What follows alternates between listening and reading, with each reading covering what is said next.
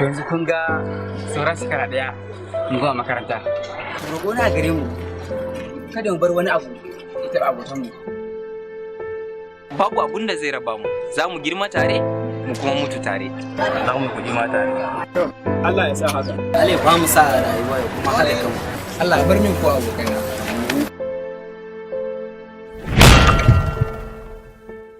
Wato na gamu da wata yarinya ce da ta canza min timetable na rayuwata gaba ɗaya. Ga ta black beauty, ga ta doguwa, ga ilimi, ga kwarjini, sannan ga basar wannan nasu irin na 'yan matan nan.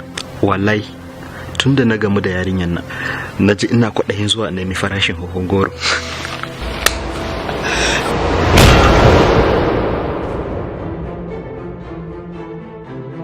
Tun lokacin da na ganki zuciyata, hankalina, nutsuwata duk sai da suka canza.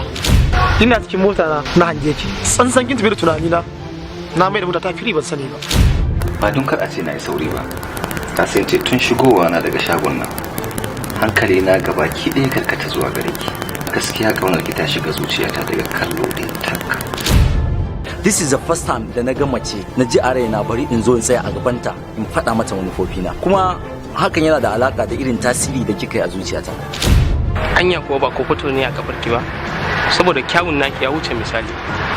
So nake inda hali ni ma ki tsammun wani fili a cikin zuciyarki. Kin yi min kama da yarinyar da na jima nake siffantawa a cikin zuciyata. Kin yi min kama da irin kalan 'yan matan da na san in na haɗu da su ƙaryana ta ƙare. Inna lillahi wa inna ilaihi raji'un. Wai kuka me yasa maza yanzu ba halin ku ga mace ne sai kun kyasa? Amma fa gaskiya kin haɗa cakwakiya da yawa.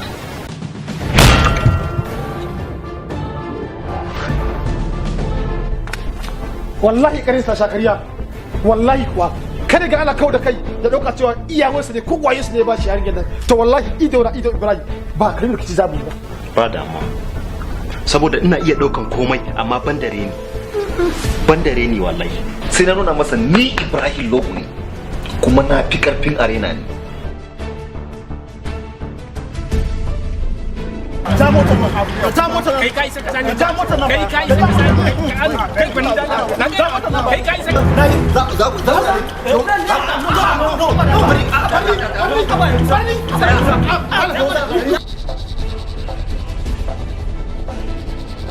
A gaskiya bayan dogon tunanin da na yi, na yanke shawarar miƙa wa Ibrahim ragamar soyayya. wallahi ba zai yiwu ba. Ba zan iya jurewa ba.